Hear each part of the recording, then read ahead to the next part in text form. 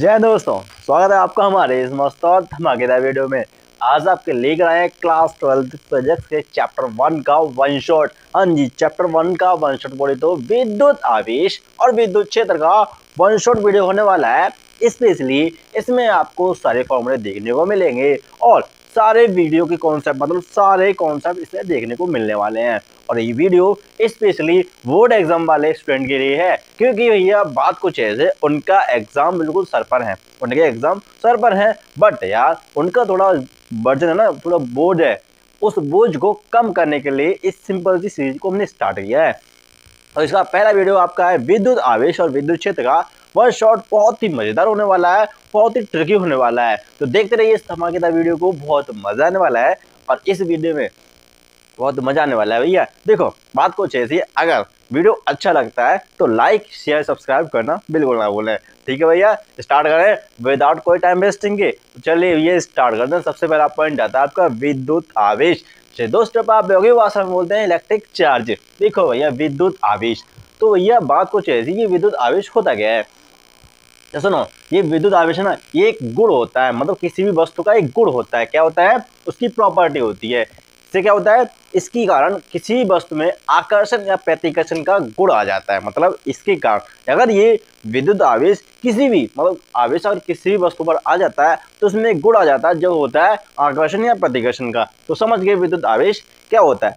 इसी खोज थैल्स ने की थी, बट इसके बाद भी और अंडरस्टैंड है बट सिंपली हम आपको बताने वाले हैं थैल्स के बारे में। ठीक है, तो भैया इसकी खोज की थी थैल्स ने, जो कि एक समुद्र किनारे एक पत्थर पाया जाता है, मतलब पदार्थ पाया जाता है जो एम्बर नाम का होता है। इसका मतलब एम्बर से इसकी खोज हुई थी। ठीक है भैया, ये आपका सिंबल था, इसका हिस्ट्री था। ठीक है, बात हो जैसी है। इसके बाद ये विद्युत आवेश ना बोले तो इलेक्ट्रिक चार्ज, क्या इलेक्ट्रिक चार्ज, इसको हम कैपिटल क्यू या स्मॉल क्यू से दर्शाते हैं। किससे दर्शाते हैं? कैपिटल क्यू या स्मॉल क्यू से दर्शाते हैं। सिंपल है भैया, किससे दर्शाते हैं? कैपिटल क्यू या स्मॉल क्यू से। ठीक है, इतना क्लियर हो गया? Okay boss. तो बात करते हैं इसके मात्रक की। मतलब अगर किसी वस्तु पर कोई आवेश है तो उसको मेजर कैसे करते हैं। जैसे हमने आपके और हमारे बीच की दूरी है 500 किलोमीटर।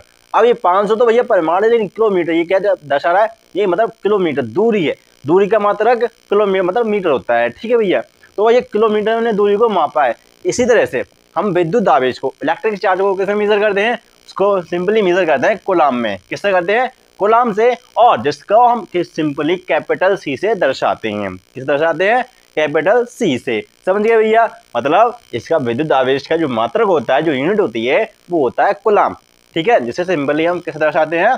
कैपिटल सी से। किससे? सी से। ठीक है, बात कुछ ऐसी है। इसका विमीय सूत्र और जो डायमेंशनल फॉर्मूला, तो भैया बात कुछ ऐसी है। इसके बेस पर आपसे क्वेश्चन पूछा जाता है 1 नंबर में, मतलब एमसीक्यू टाइप में। तो क्या होती है इसकी बीमा? इसका विमीय सूत्र होता है M0L0T, मतलब M0L0AT। हाँ जी, ये आपके धारा के फॉर्मूले से आता है। धारा किसे? धारा से। ठीक है भैया, मतलब करंट इलेक्ट्रिक I/Q/T। हाँ जी, वहां से मिलता है आपको। तो भैया बात कुछ ऐसी, इसका जो विमीय सूत्र होता है वो AT होता है। बात करते हैं जो हमारा विद्युत आवेश है, इसकी प्रकृति कैसे होती है? इसकी प्रकृति सिंपली आपकी अदिश राशि होती है। अदिश मतलब ये अदिश राशि है। क्या अभी अदिश क्या है? मतलब इसका सिंपली इसका परिमाण ही होगा। अभी सदिश क्या होती है?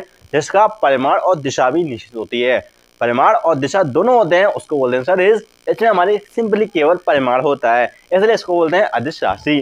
ठीक है भैया, तो इसकी प्रकृति कैसी हुई? अदिश राशि। ठीक, अदिश है। ठीक है, तो बात कुछ है इसके परिमाण, मतलब इसका अभी आपने बात बताया ना कि इसका सिर्फ परिमाण होता है, लेकिन परिमाण होता कितना है? तो आवेश की क्वांटीकरण से, आवेश के क्वांटीकरण से आपकी एक प्रॉपर्टी मतलब एक फॉर्मूला निकल जाता है। वहां से आप किसी भी वस्तु पर आवेश कितना है इसको आप कैलकुलेट कर सकते हो। परिमाण का फॉर्मूला वो क्या है आपका? वो सिंपली Q=NE होता है। NE ये क्या है? देखो E भैया एक इलेक्ट्रॉन पर चार्ज है। E जो है E, ये एक इलेक्ट्रॉन पर चार्ज होता है, जो होता है 1.6 × 10⁻⁹ कूलम। मतलब एक इलेक्ट्रॉन में जो चार्ज होगा वो कितना होगा? 1.6 × 10⁻⁹ कूलम। बात करते हैं N की, तो ये इलेक्ट्रॉन का पूर्ण गुणज हो जाए, मतलब जो इलेक्ट्रॉन पर आवेश होना इसका पूर्ण गुणज हो सकता है।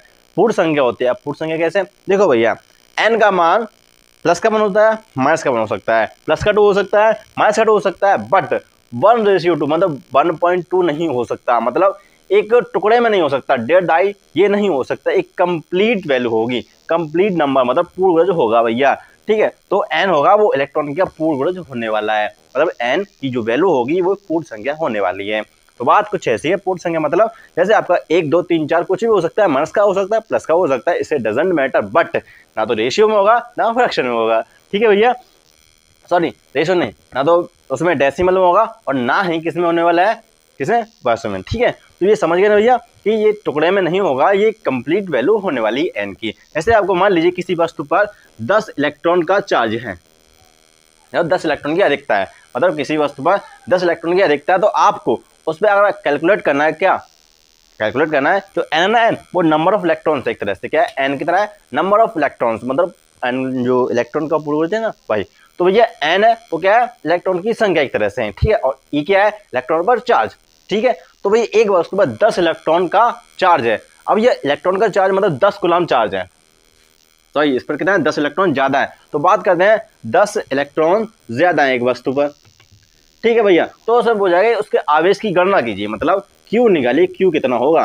तो ये आपका क्वेश्चन है क्या, कि एक वस्तु पर 10 इलेक्ट्रॉन की अधिकता मतलब ज्यादा है, तो उस पर आवेश का मान क्या होगा। तो सिंपल है भैया, देखो यहाँ पर एन की वैल्यू दी गई है आपको 10। ठीक है, एन की वैल्यू कितनी दी, एन की वैल्यू 10। बात करते हैं भैया आवेश निकालना है, तो आवेश के लिए एन ई होता ना, ई की वैल्यू 1.6 इंटू 10⁻90 कूलम, सिंपल है भैया। ओके ठीक है, देन आपको क्यू इसमें वैल्यू पुट कीजिए, एन की वैल्यू 10 है, ई की वैल्यू 1.6 इंटू 10⁻90 कूलम। इसको सॉल्व करोगे तो आपको उस वस्तु पर कैसा चार्ज मिलेगा, निगेटिव का। क्यों, ये इलेक्ट्रॉन तो निगेटिव है, इलेक्ट्रॉन तो निगेटिव है, हाँ जी, इलेक्ट्रॉन पर चार्ज भी निगेटिव है, हाँ जी, तो इसलिए उस वस्तु पर कैसा मिलेगा आवेश, निगेटिव का। ठीक है, अगर उस वस्तु से इलेक्ट्रॉन निकल के आते हैं, 10 इलेक्ट्रॉन निकलते वहां से, तो इलेक्ट्रॉन संख्या 10 होती, वहां से निकलती, लेकिन वहां पर आवेश कैसा आता, पॉजिटिव का। ठीक है, समझे भैया, अगर किसी वस्तु इलेक्ट्रॉन निकलते हैं, इलेक्ट्रॉन अगर निकलते हैं, इलेक्ट्रॉन अगर बाहर जाते हैं, तो भैया उस पर आता है पॉजिटिव। ठीक है, अगर किसी वस्तु में इलेक्ट्रॉन आते हैं, तो भैया उस पर आएगा निगेटिव चार्ज, याद रखना। और बात करते हैं इलेक्ट्रॉन पॉजिटिव निगेटिव, इसको बताते हैं बेंजामिन फ्रैंकलिन। बेंजामिन फ्रैंकलिन ने अपने एक्सपेरिमेंट से बताया था कि जो आवेश होता है ना, वो 2 प्रकार का होता है, एक तो आपको होता है पॉजिटिव और एक होता है नेगेटिव, बस इतना याद रखिए, बहुत सिंपल है। ठीक है, ये आपका आवेश का सिंपल सा आपका एक मतलब एक इंट्रोडक्शन था एक तरह से, इससे भी आपके क्वेश्चन आ सकता है। ठीक है, तो अच्छी तरह से देखिए, और वीडियो को अगर दोबारा देखना हो तो दोबारा देख सकते हैं। ठीक है, यही तो खूबी है। तो ये बात कुछ है, ये तो आपका विद्युत आवेश था। अब 2 आवेशों के मध्य, तो आवेश तो समझ गए, 2 आवेशों के मध्य लगने वाले बल को बोलते हो कूलम्ब बल, है ना, बोलते हो ना। 2 स्थिर और बिंदु आवेशों के मध्य लगने वाले बल को, लगने वाले फोर्स को बोलते हो आप, क्या बोलते हो, कूलम्ब लॉ, है ना, कूलम्ब बल बोलते हो। उसी की वैल्यू कैलकुलेट करेंगे, सिंपली टोटली बताने वाले हैं, डोंट वरी। ओके बॉस, तब तक इसको देखिए, तब तक हम लेकर आते हैं नेक्स्ट स्लाइड। ओके बॉस, देखते रहिए।